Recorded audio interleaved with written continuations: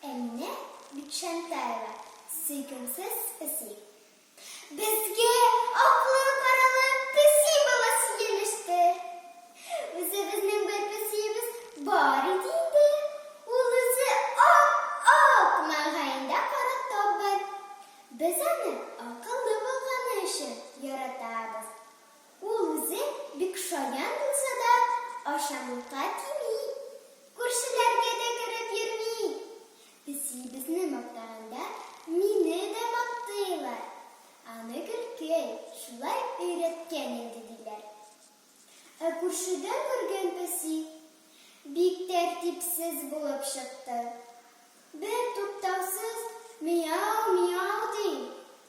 Ашарына бирсә, төрле җиргә өстерәп алып китә дә идәнне буяп бетерә. Өстәлгә менеп икмәк сыныкларын тартып төшерә. Бер көнне мине белән уйнарга иптәш кызым Ләйсә дә керде. Ул безгә ияләшкән песи баласын күргәч, исе китеп: "Абау! Бу юньсез песине нигә кертегез? Ул инде бик күп кешедә булды. Бездә дә булды.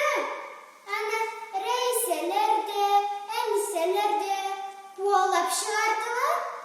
Ә мин аны буалап чыгармыйм, тәртипкә өйрәтәм", диде. Абыем Шамил дә: "Сынап карыйм, өйрәнмәсә үзенә үпкәләр", диде. Без икәүләр Шамил абыем белән песине өйрәтә башладык. Аңа ашарга да, йокларга да урыннар әзерләдек. Бер ай дигәндә ул матурланды, түгәрәкләнде, акыллыланды. Хәзер Мәйсәрә безгә уйнарга кергәч, исе китә, матурлыгына, тәртипле булуына кызыга. "Сезнең үз песиегез бар бит, бусын миңа бирәләр", дип сорый ул миннән. Шамил дә, мин дә көләбез.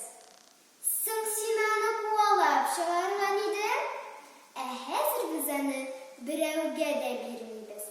Песи, безнең сүзне аңлаган кебек, минем алдыма кереп утыра да, сырпаланып койрыгын болгый.